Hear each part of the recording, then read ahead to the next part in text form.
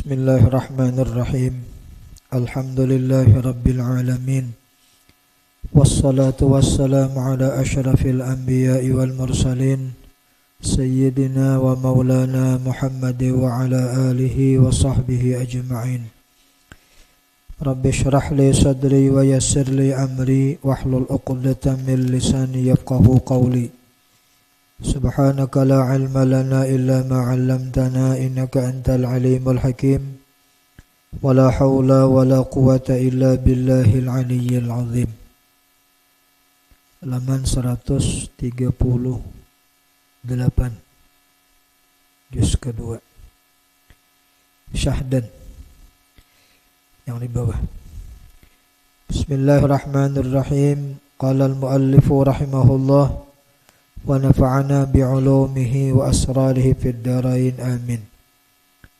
Syahdan, telah terdahulu perkataan bahwasanya batal puasa dengan menyehaja memasukkan ain ke dalam rongga, lagi tahu akan haramnya, lagi dengan ikhtiar. Jadi dari bahasan yang terdahulu, kata beliau bahwa di antara yang membatalkan puasa itu adalah memasukkan ain benda ke dalam rongga lewat saluran terbuka. Nah, itu semuaan akan membatalkan jasidin kalau memasukkannya ke dalam rongga itu satu dengan sengaja. Yang kedua pulang lagi tahu akan haramnya. Dan yang ketiga dengan ikhtiar kehendaknya. Nah, bilanya kayak itu maka akan membatalkan puasa. Maka jika makan atau minum seorang dengan lupanya akan dirinya puasa, atau jahil ia akan haramnya, atau digagahi orang akan dia atasnya, maka tiadalah batal puasanya. Dan jika ada yang dimakannya atau yang diminumnya itu banyak sekalipun. Nah, jadi kalau ternyata walaupun memasukkan ain ke dalam rongga lewat saluran terbuka, cuma karena satu tadi lupa akan diri sedang puasa, satu, atau jahil ia akan haramnya, kada tahu pada haram. Tentu kemarin sudah dijelaskan jahilnya jahil nang ma'zur, jahil yang diuzurkan. Seperti apa jahil yang diuzurkan? Yang pertama, karena hanya masuk Islam, kada tahu diuzurkan. Atau lawas saya masuk Islam, orang tuh hidup jauh dari ulama, dia nggak bisa melajari, kada tahu sama sekali, nah itu diuzurkan. Nah, jadi kalau ternyata makankah, minumkah, memasukkan apa aja ke dalam rongga, tapi karena lupa sedang puasa, atau karena jahil akan haramnya, atau digagahi, dipaksa, dipaksa orang, ada kawan menangkap, tangannya dikuti, tangan kita dikuti, betis dikuti, ada yang membukakan muntung kita, mengulumbakan pisang. Dikajalnya tatagokai, tapi kita terpaksa. Tapi terpaksa tuh jangan hati itu suka. Mun hati itu suka asa nyaman pisang bisa betul gitu. Nah, wujud terpaksa. Nah, jadi kalau kada terpenuhi syaratnya tadi, kan syarat hanya batal, pertama sehaja, yang kedua tahu pada haram, yang ketiga dengan kehendak sendiri. Jadi bila inya lupa kada apa-apa, jahil yang diuzurkan kada batal atau dipaksa. Nah, maka jasidin kada batal puasa meskipun nang dimakan tuh banyak. Orang kada ingat pada sedang puasa, 2 piring makan hanya ingat, kada apa-apa. Kada tahu, kada ingat, atau kada tahu atau dipaksa orang tadi. Nah, jadi kada batal. Kenapa alasan kada batal? Karena tersebut di dalam hadis yang sahih bahwasanya sabda Nabi sallallahu alaihi wasallam. Ini dalil bahwa ketika seseorang makan minum atau memasukkan apapun ke dalam rongga yang bisa membatalkan puasa, kalau dilakukan karena lupa, karena jahil, karena dipaksa, kada batal. Dalilnya jar Nabi, man nasiya wa huwa shaimun fa akala aw syariba falyutimma saumahu fa innama at'amahu Allahu wa saqahu wala qada'a alaihi wala kaffarata. Yakni artinya, barang siapa lupa ia tatkala puasa, lupa sedang puasa, maka makan atau minum ia, maka hendaklah ditamamkannya puasanya. Maksudnya hendaklah dia terus menyempurnakan puasa. Tamam itu menyempurnakan puasa. Ada batal maksudnya tuh.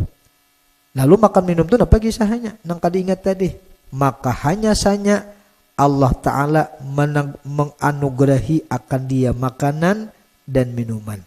Jadi makan minum secara lupa ketika puasa pertama kada batal. Mana buktinya? Disuruh Nabi untuk terus menyempurnakan puasa. Bahkan diberikan kabar gembira, orang tuh sedang dimakani Allah. Orang tuh telah dimakani Allah, diminumi Allah. Kayak apa caranya? Dilupakan Tuhan. Nah, diingat pada sedang puasa, lu makan minum. Jadi itu dinisbahkan seakan-akan Allah nang memberi makaninya. Allah nang memberi minuminya. Nah karena Allah nang melupakan sehingga dia makan minum tanpa dia sadari dia sedang puasa. Maka karena Allah yang sepertinya memberi makan dan memberi minum, maka dan tiada qadha atasnya dan tiada kafarat. Kada wajib bayar qadha karena kada batal puasanya, dan kada wajib bayar kafarat. Maka yaitu bersalahan dengan hukum orang yang sembahyang, maka batallah sembahyangnya karena makan banyak dengan lupa. Nah, jadi beda puasa dan sembahyang, walaupun sama-sama lupa. Orang puasa lupa, lu makan minum, kada batal meskipun banyak. Nah kalau sembahyang, orang tuh sedang sembahyang, lupa sedang sembahyang, lu makan minum nih, itu kada batal, amuninya kada banyak. Amunnya banyak tetap batal. Nah bidawan puasa, puasa munnya lupa biar banyak kada batal. Kalau sembahyang bila dianggap banyak makan minumnya meskipun lupa tetap batal. Nang kada batal tuh mun saikit. Kenapa tang beda? Maka dibezakan antara yang puasa dan yang sembahyang. Nah bedanya orang puasa nang lupa lalu makan banyak kada batal, dengan orang sembahyang lupa sedang sembahyang lu makan banyak tapi batal, tetap batal. Napa bedanya? Bahwasanya ini bedanya di sini. Orang yang sembahyang ada baginya kelakuan, keadaan, hayat yang mengingatkan akan dirinya dalam sembahyang. Karena orang sembahyang itu kan ada bacaan, ada gerak-gerik nang menyadarkan dia sedang sembahyang. Jadi ibarat lupa tuh bisa aja terjadi sesaat satu mat. Amun sholat makan sepiring itu kayak apa? Sembahyang tang lupa kan kada mungkin. Amun saiki itu maksudnya mungkin apakah kada merasa lagi ada nasi bah makan tadi kada ingat pokok kumur. Lu menagok atau bukan menagok, tatagok. Nah, kada ingat pas sedang sembahyang itu bisa terjadi. Tapi mun sholat sepiring asa kada mungkin lupa ngarannya gitu. Nah jadi karena sembahyang itu jasin ada kelakuan, gelegawian, bacaan, gerak-gerik yang mengingatkan akan dirinya dalam sembahyang. Nah karena ada gawian yang mengingatkan dia sedang sembahyang, maka dibangsakanlah dirinya itu kepada taksir sebab makan banyak dengan lupa, maka batallah dengan dia sembahyang.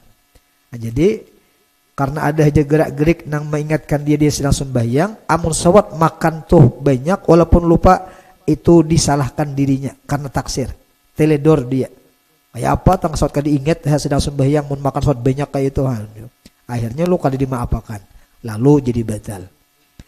Bersalahan yang puasa, nah berbeda kalau orang sedang puasa, maka tiada baginya kelakuan, keadaan yang mengingatkan dirinya di dalam puasa. Karena orang puasa tuh kan ada gawiannya, bacaannya kadada, gawiannya kadada, nang bisa mengingatkan dia sedang puasa. Kan puasa tuh kan semata-mata imsak. Kada makan, kada minum, itu lain gawian. Lain makan, ada gawiannya, minum, ada gawiannya. Kada makan, kada minum itu apa gawiannya? Ada gawiannya itu ngarannya. Nah, jadi karena memang dia ada gawian ataupun bacaan yang mengingatkan dia bahwa sedang puasa, bisa terjadi orang lupa puasa, lu makannya banyak. Ada dia pada mengatakan, lain nang sembahyang, ada bacaan, ada rukuk, ada sujud, mesawat makan banyak tuh kayak apa kisahnya? Lu dianggap taksir. Nah, jadi bersalahan yang puasa, maka tiada baginya kelakuan, keadaan hayat yang mengingatkan dirinya di dalam puasa. Maka tiada dibangsakan dirinya kepada taksir makan banyak dengan lupa. Nah, maka ketika orang puasa makan banyak karena lupa, kada dianggap taksir, kada dianggap teledor. Karena memang kada ada gawian ataupun bacaan yang mengingatkan dia bahwa dia sedang puasa. Beda dengan sembahyang. Nah, situ bedanya tadi. Hukum itu jadi belain. Maka tiada batal puasanya dengan dia.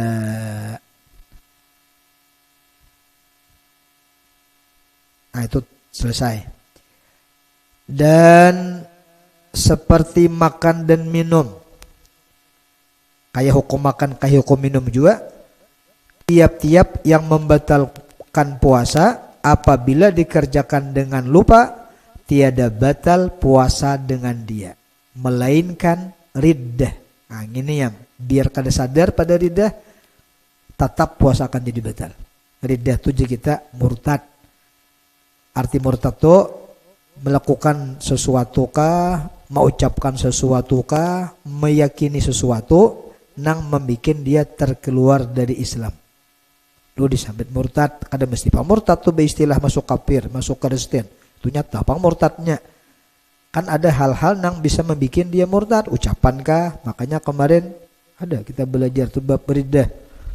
Ada ucapan-ucapan nang bisa membikin orang tuh murtad tanpa disadari.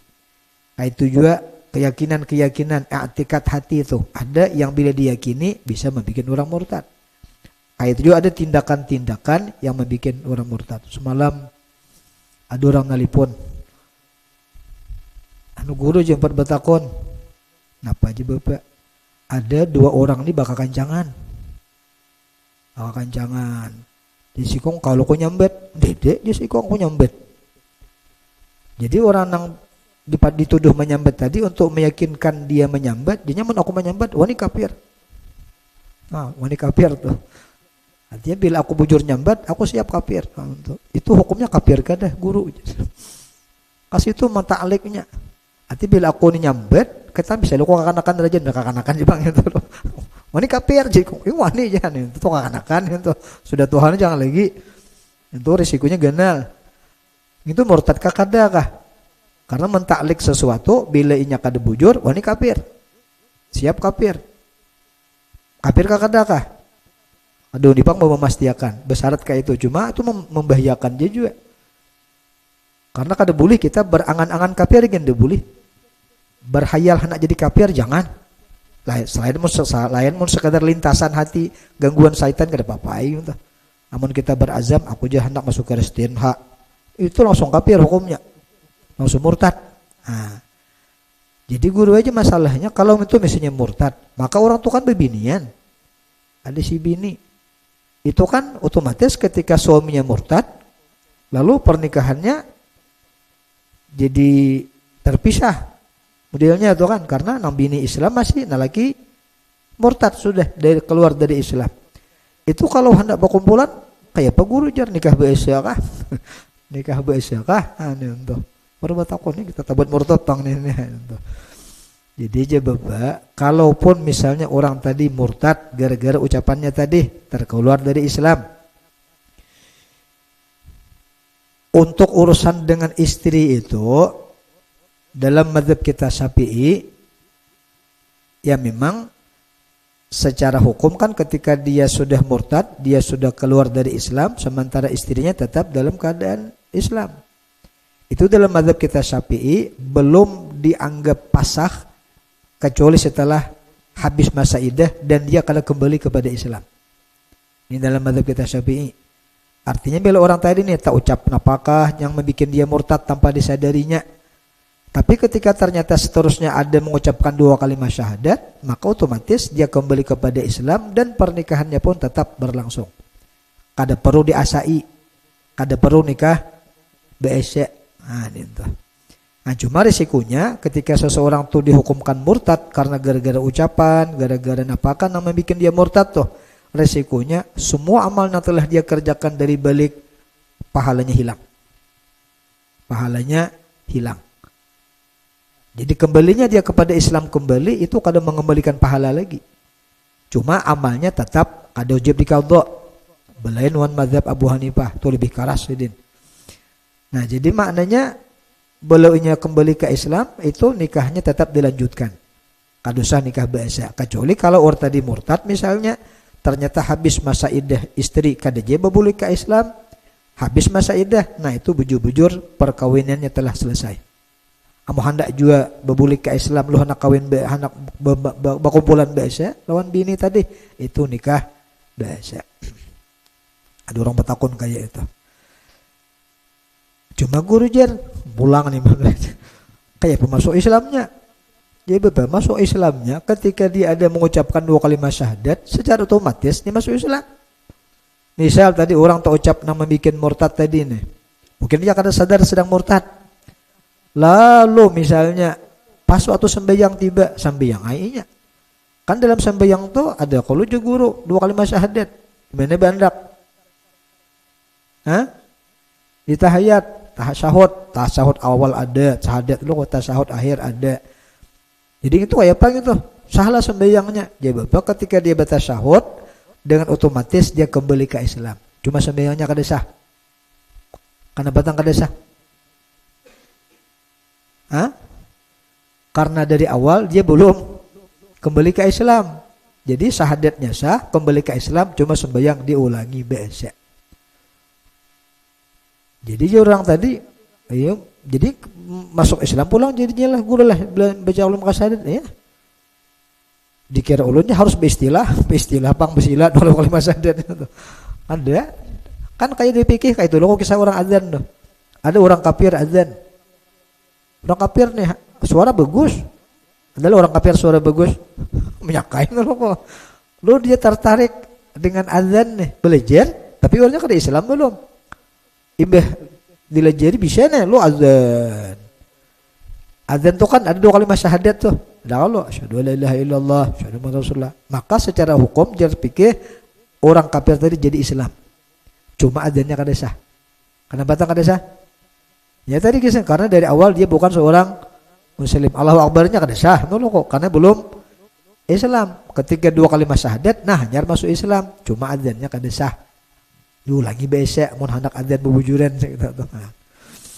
Nah, jadi kecuali riddah. Jadi riddah nih walaupun lupa tetap hukumnya membatalkan puasa. Maka batal puasa dengan dia, dengan riddah tadi. Dan jika segera ia masuk Islam sekalipun, walaupun imbah tak ucap, misalnya orangnya puasa kan, lalu waktu puasa tadi ada ucapan-ucapan yang membuat dia jadi murtad, otomatis puasanya batal. Walaupun dia setelah itu 2 kalimat syahadat diucapkannya, tetap puasanya jadi batal dan wajib nanti dia mengqadha.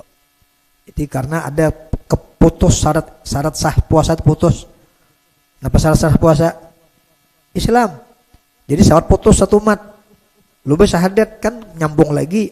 Nah karena ada detik-detik nang dia murtad dalam waktu dia jangka puasa tadi, maka puasanya kada sah. Jadi walaupun dia jasidin kembali segera ke dalam Islam. Dan tiada batal puasa dengan memerlan. Memerlan tuh jadi kita ini menelan. Apa bahasa menelan? Menagok. Nah, itu ada betul lagi. Dan tiada batal puasa dengan menelan air liurnya, tapi air liur nang khalis murni, ada campuran nang lain lagi suci. kada mutanajis. Yang ketiga syaratnya yang masih di dalam wadahnya, mulut. Nah, jadi menaguk liur kada batal.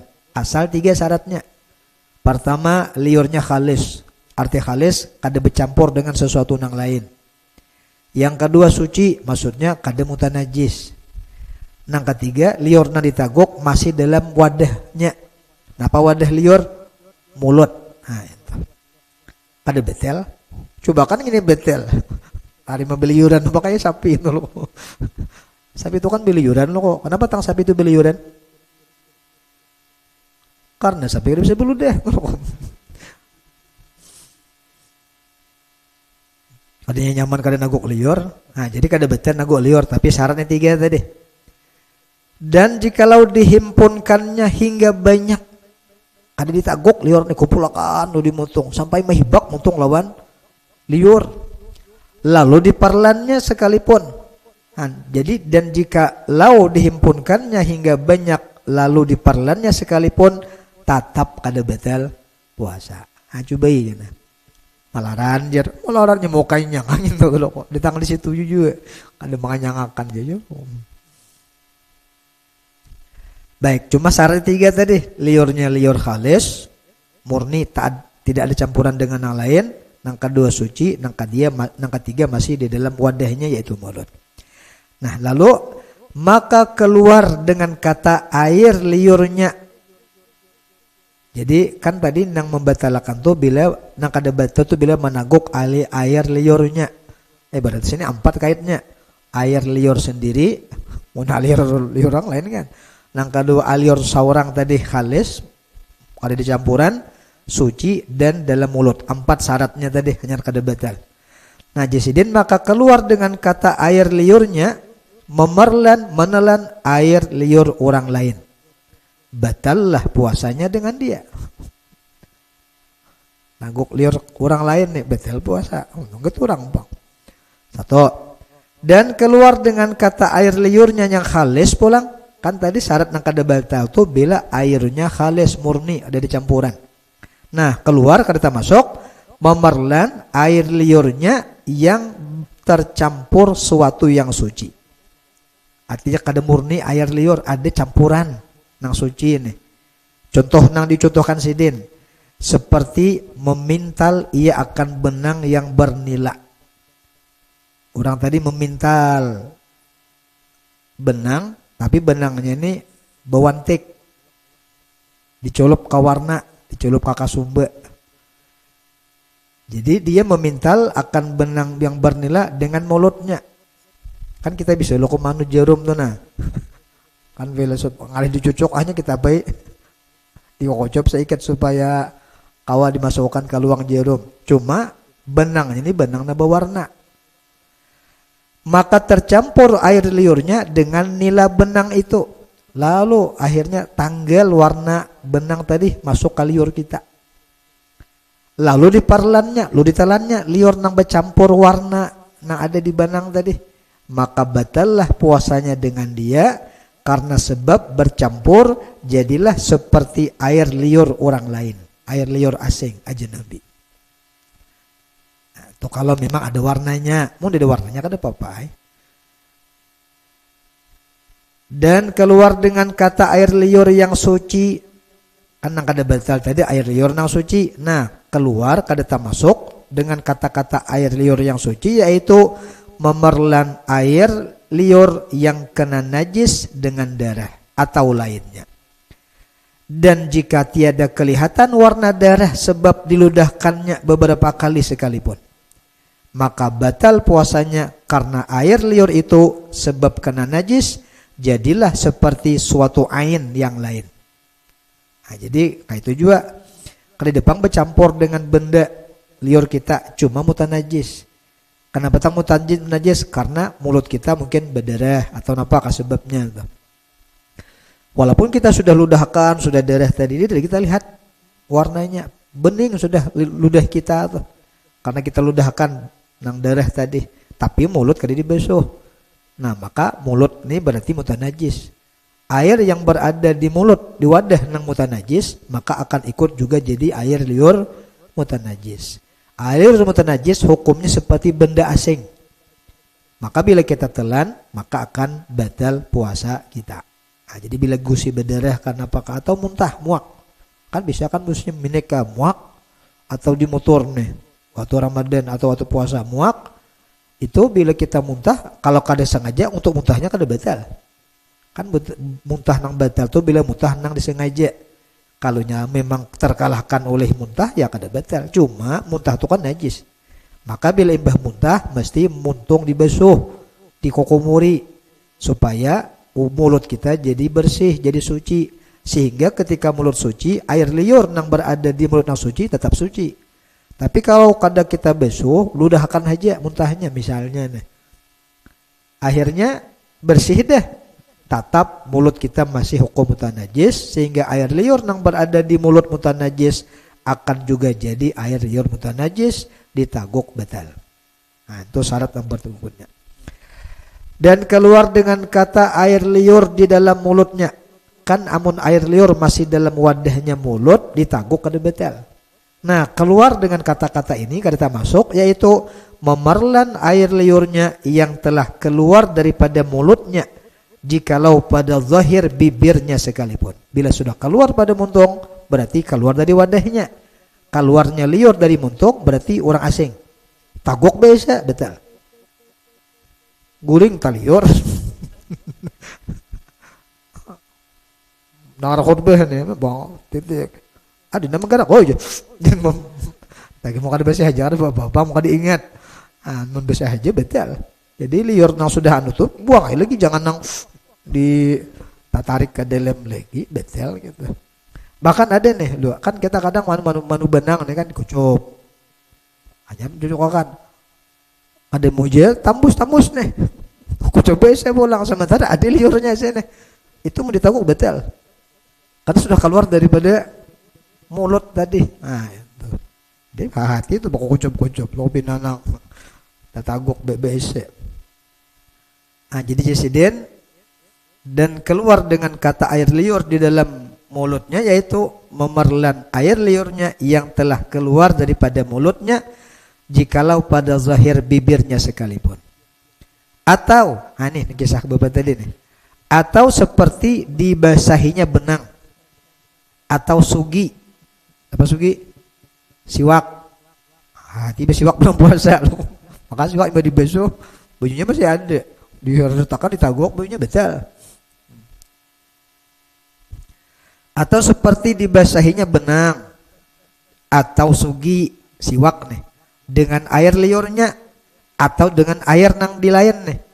Kemudian maka dimasukkan benang atau sugi itu ke dalam mulutnya, serta ada atasnya, atas benang tadi masih ada basah yang bisa bercerai daripada benang. Lain basah bael nang ada lagi banyunya. Maksudnya tuh jaka ibarat kita pusot, ada masih titik seikat, berarti ada banyunya karena gitu. Lain basah wara tuh kada. Nah, serta ada atasnya, atas benang tuh atau atas sugi tadi ada basah yang bisa bercerai daripadanya. Lalu diperlannya, ditelannya banyu nang bekas nang ada di sugi, siwak atau nang di benang tadi, maka batallah puasanya dengan dia. Karena air liur itu sebab bercerai ia daripada tempatnya di dalam mulut, jadilah ia seperti suatu ain, benda yang lain. Bila sudah tak keluar dari mulut, itu dia benda asing. Lalu kita mulikakan kamuntung, taguk, menaguk benda asing. Walaupun asalnya liur kita asalnya, batal puasa. Nah, itu hukumnya. Nah, cuma jasiden tetapi jika dikeluarkannya lidahnya yang ada atasnya air liurnya. Lidah orang ini bisa mungkung. Besi ludah, besi liur. Julurakannya keluar pada bibir nih. Tapi tetap ada di lidah. Bulikakannya pulang itu akan batal. Kenapa tang? Karena selama masih dalam lidah, hukumnya masih dalam muntung. Kenapa tang? Karena lidah itu punggurnya di mana? Di muntung. Jadi selama masih dalam lidah, walaupun dikeluarkan dari luar bibir sudah, tapi masih dalam lidah hendaknya, taguknya biasa kada apa-apa. Kenapa tang? Karena selama masih dalam lidah, berarti sama hukum dalam muntung, karena lidah hendaknya di muntung.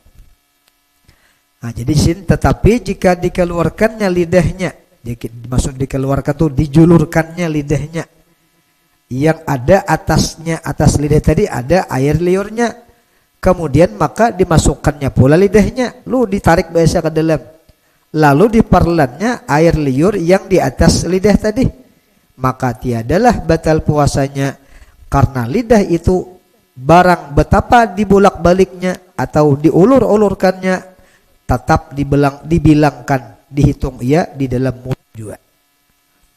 Maka tiada dinamai bercerai air liur yang di atasnya itu daripada tempatnya, tetap hukumnya masih dalam tempat, yaitu mulut, walaupun lidahnya dijulurkan selama dia kada lepas daripada lidah. Dan jikalau kena bala seorang dengan senantiasa berdarah gusinya, nah, kan mungkin ada orang nang gusi itu panderehan, dibersihi dan dikukumuri, ada pulang nang keluar. Sementara darah itu kan najis. Mulut nang kana darah tadi hukumnya mutan najis. Maka air liurna ada di mulut mutan najis, hukumnya air liur mutan najis, ditaguk betel. Cuma ini orang ini tertimpa berdarah tarus gigi. Kada gigi bang, gusi itu.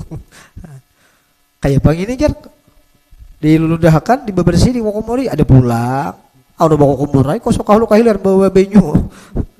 Kayak bang ini. Nah, jadi ada hukum keringanan. Jadi hukum tuh memang kayak itu kesahnya. Cuma karena bila ada masalah tertentu diberikan keringanan. Karena agama itu kadang memberatkan.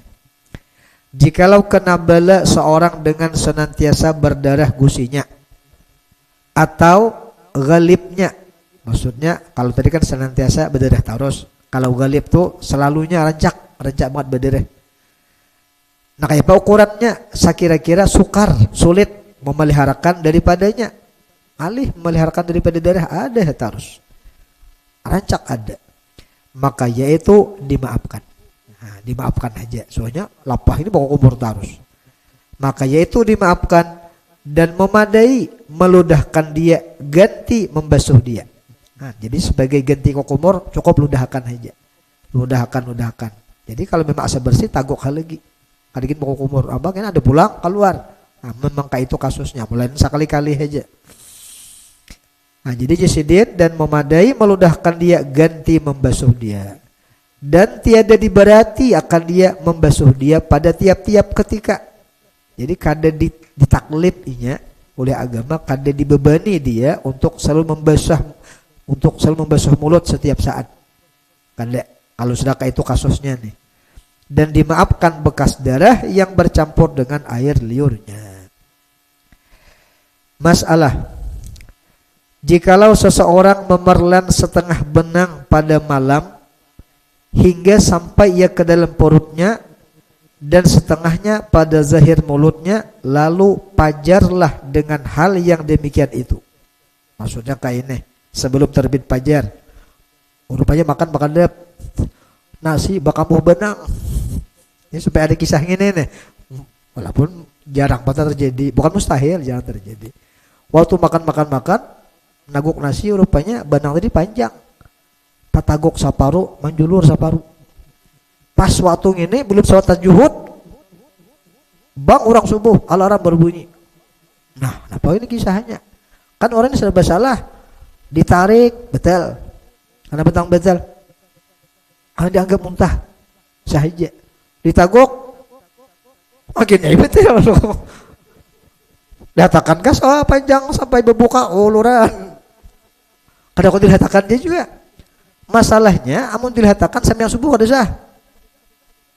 Kenapa tak kada sah? Karena benang itu kan ketika tertagok saparu berarti bercampur najis di sana.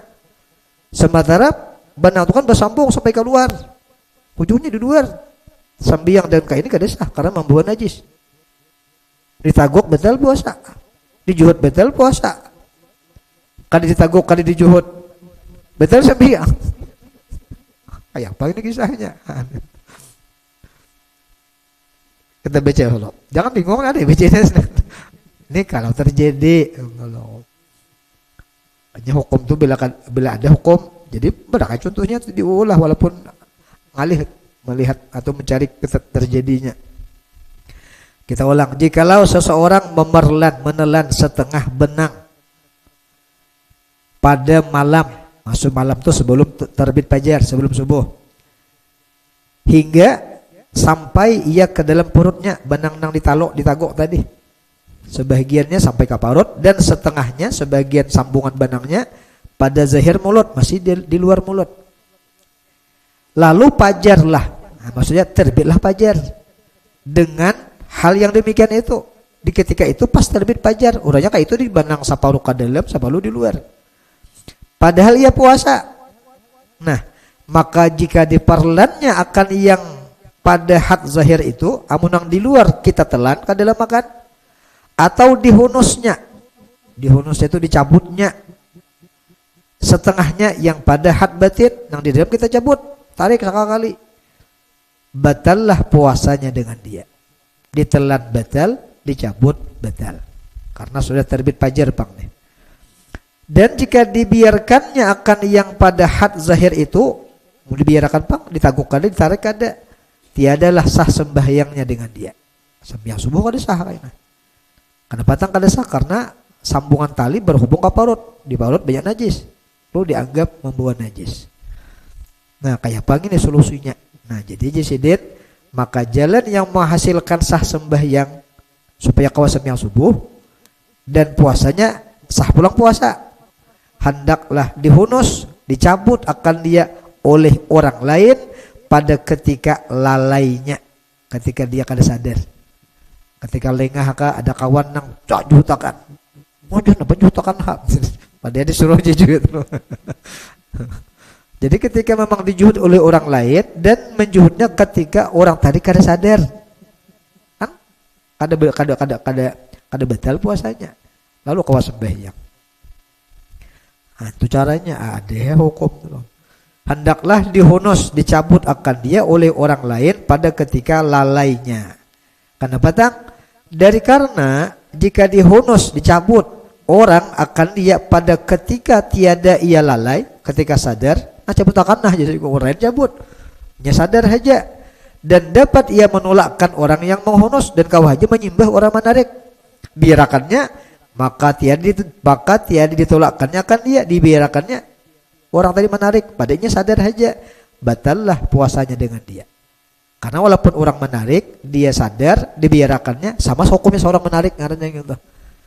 Nah maka bila seorang menarik sama dengan hukum menyengaja muntah, mengeluarkan sesuatu yang sudah sampai lambung, dikeluarkan sengaja itu muntah hukumnya, dan itu membatalkan.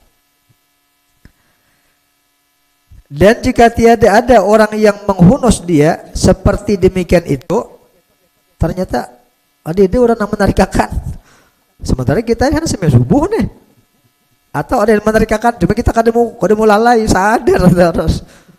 Nah dibagi nih sembahyang subuh, ditarik batal puasa, dibiarkan sembahyang subuh batal. Nah jasidin memang kadede orang yang kau menarik nih, maka wajib atasnya memelihara akan sembahyangnya. Nah jadi karena kedua ini kada kawa kade nih, dua hana bertentangan bang, kada ditarik, kada ditaguk, sembahyang kada sah, ditarik atau ditaguk puasa batal. Jadi mana nang kalahkan puasa, mana akan sembahyang. Jadi sidin wajib atasnya memelihara akan sembahyangnya. Maka hukum sembahyang itu terlebih besar daripada hukum puasa. Nah, jadi jangan sampai puasa tapi kada sembahyang, luput katanya gitu.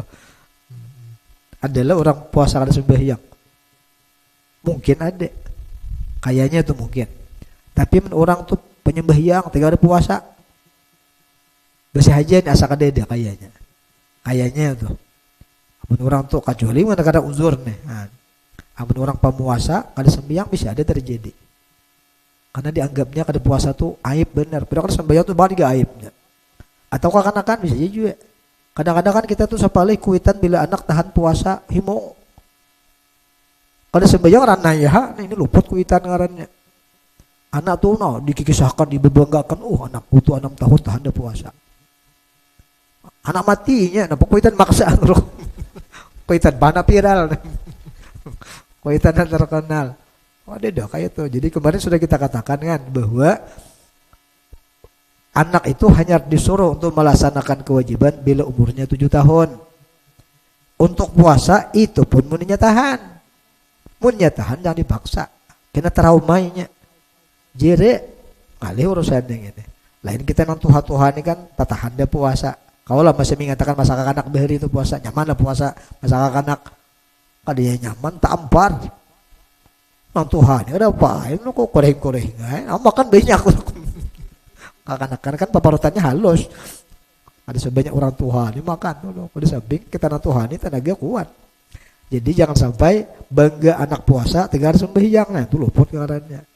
Jadi sembahyang lebih diutamakan kata beliau. Ini untuk kasus kayak ini kan sembahyang yang didahulukan. Maka dari karena inilah kenapa tang puasa itu lebih besar daripada hukum puasa. Nih dilihat dari sini aja Sidin. Maka dari karena inilah karena sembahyang lebih besar daripada puasa, dibunuh orang yang meninggalkan sembahyang. Kan kemarin sudah kita sebut orang yang meninggalkan sembahyang kalau memang kada percaya atas kewajiban sembahyang dibunuh karena dianggap murtad. Kalau kulir aja kan pada wajib cuma kulir tetap dibunuh sebagai hukuman hudud. Nah itu untuk sembahyang. Nah, jadi dari karena inilah dibunuh orang yang meninggalkan sembahyang dan tiada dibunuh orang yang meninggalkan puasa. Orang tuh kalau puasa ya memadahkan puasa itu kada wajib dibunuh juga karena murtad. Tapi karena kulir aku nyemah. Ada nyemah apa? Mahir. Dikira orang dengar, oh penyakit mahnya ada apa? Oh nyemahnya ke sini lain mahnya ini, mahir ada puasa. Jadi orang yang ada puasa karena mahir tadi itu kalau negara Islam itu kan dibunuh. Dia akan dikurung di penjara, jangan dimakani.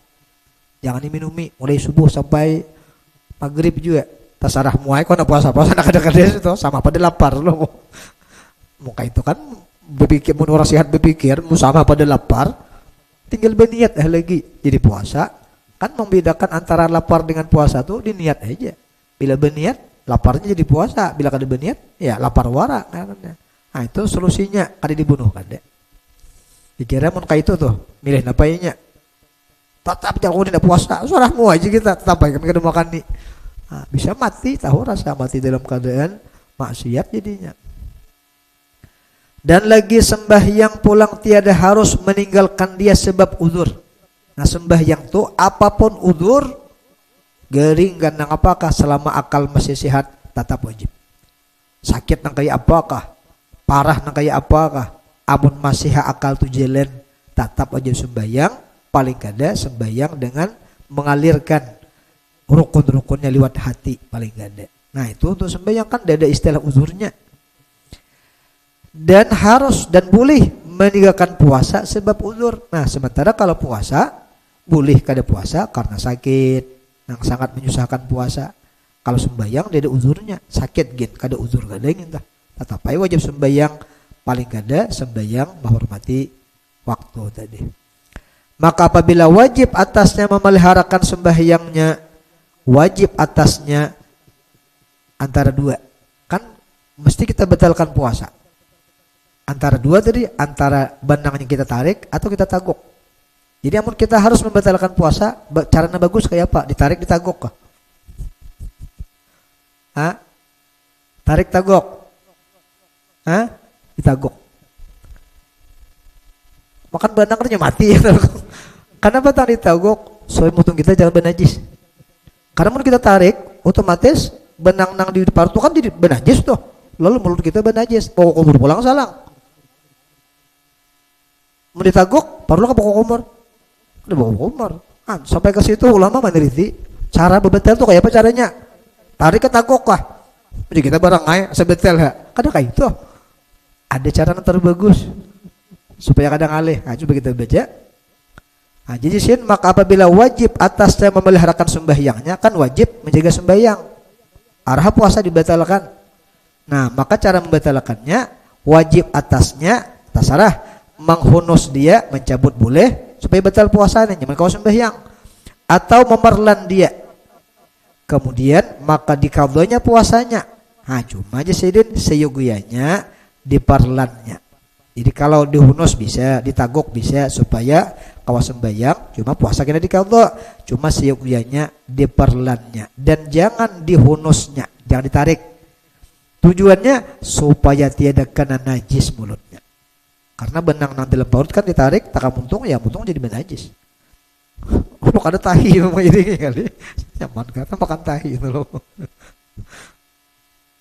Tetapi tempat yang tersebut itu sekaliannya apabila tiada dapat baginya memotong benang yang pada zahir daripada mulut. Jadi solusi tadi kalau memang benangnya kada kau dipaget. Memang alih maget. Nyo maget itu harus di pertengahan batas antara mulut lawan kerongkongan. Kayak apa menyurang kucing ke situ. Ada kok saya paget gitu, lain maget di sini, yang paget di sini tetap aja dimuntung arannya masih hukum luar. Jadi memaget di pahalatan sini. Pahalatan antara mulut bagi mulut lawan kerongkongan. Situ pang pahalatannya. Kau lagi kira maget. Ngalih ada maget gitu. Jadi otomatis ya antara dua itu ini kan ini jikalau jasiden dapat baginya memotong mukawa, yang ada kawa kayak tadi ya solusinya ditaguk atau dijuhud. Adapun jika dapat yang demikian itu menyakawa dipotong di pahalatan mulut lawan kerongkongan, maka tiada dapat baginya tadi. Dan jika dapat yang demikian itu maka wajib atasnya memotong yang pada zahir mulut dan memerlan yang pada batin had batin. Jadi kalau dipagat batasnya ya nang di dalam tagok aja lagi jadi hukum dalam dah. Nang luar aja nanti yang dikeluarkan. Amun kawa dipagat. Hanya kena habis Ramadan kita sambung dengan bahasan berikutnya. Tuh baca-baca sendiri tuh. Padahal itu penting-penting kisah hukum kumur-kumur, hukum istinsyak, ternyata lepas kemasukan benyu, hukum mandi, kemasukan benyu ke talinga. Nah itu apa hukumnya? Itu ada di bahasan selanjutnya insyaallah. Itu dulu. Jadi kita sambung kena Sabil Mu'tadin habis Ramadan. Subhanakallahumma wa bihamdika asyhadu an la ilaha illa anta astaghfiruka wa atubu ilaik.